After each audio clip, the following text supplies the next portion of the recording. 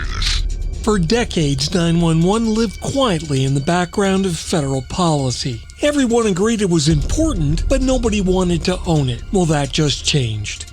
NG911 just lit up on Capitol Hill's radar with congressional hearings, letters, white papers, and something called accountability, all suddenly in the mix. So what does Washington's attention actually mean for PSAPs? More funding? More mandates? More meetings that produce nothing? Today we'll break down what happens when NG911 goes federal and why 911 goes to Washington is more than just a meeting with a catchy slogan. That's coming up next on TiPS, Today in Public Safety. Welcome to TiPS, Today in Public Safety, your go-to podcast for today's breaking stories and public safety news. Here's your host, Fletch, with today's tips. Welcome to TiPS, Today in Public Safety. This is Fletch. I'm an MENA-certified ENP, and every Monday, Wednesday, and Friday, I bring you the latest, most informative, and sometimes a bit controversial takes on emergency communications. Today, we're taking a deep dive into a phrase that was just a dream just a decade ago. NG911 is now a federal issue. I don't mean just supported federally, not just discussed federally, but actually examined, questioned, and yes, critiqued by Congress. And that changes things for every PSAP in America. How we got here. 911 goes to Washington. So let's start with the obvious. 911 didn't wake up one morning and just wander into Washington by accident. The event is the result of years of advocacy, pressure, failures, and frankly, embarrassment by the industry. You see, when Congress sees major PSAP outages making national news, cybersecurity warnings piling up, states stuck in decade-long NG911 migrations, and local agencies funding national infrastructure with bake sale budgets. Eventually, the public starts asking questions like, why does critical national infrastructure have no national strategy? And that's how 911 goes to Washington became much more than just a rally cry. It moved from a discussion to an active example of how NG911 isn't just a local science project anymore. It's infrastructure, it's resilience, it's homeland security adjacent, whether folks like it or not. What federal attention actually means.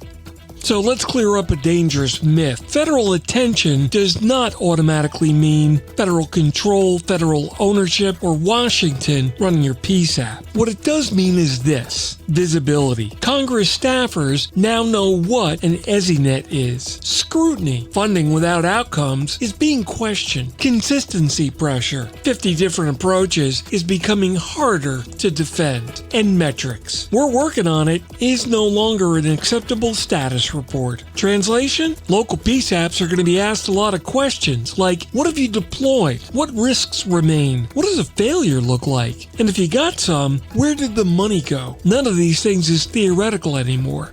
Reality check. This is where it gets a little uncomfortable. Now, this is the part that nobody puts on the slide deck because federal attention cuts both ways. Yes, it can unlock funding, and yes, it can force overdue modernization, but it also exposes things like governance gaps, fragmented authority, undefined ownership, and projects that have been in progress since flip phones were cool. NG911 going federal means accountability is coming, whether a PSAP feels ready or not. And if your center doesn't have things like clear governance, documented architecture, defined cybersecurity responsibility, and some measurable progress, you're going to feel that pressure first, not last. The bottom line, what local PSAPs should be doing right now.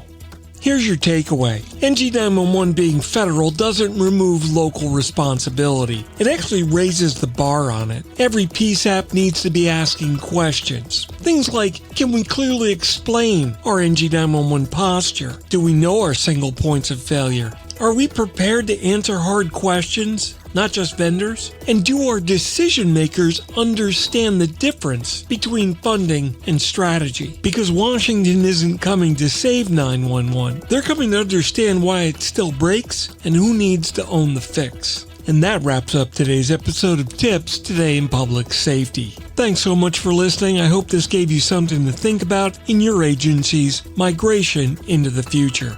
For more updates and insights, remember to follow me on social media at Fletch911, and you can visit 911tips.com for a complete archive of previous episodes. My blogs are available at Fletch.tv, and you can check out my professional website at Fletch911.com. Stay safe, thanks so much for listening, and if you're in public safety, thanks for what you do every single day. I'll catch you next time. Take care.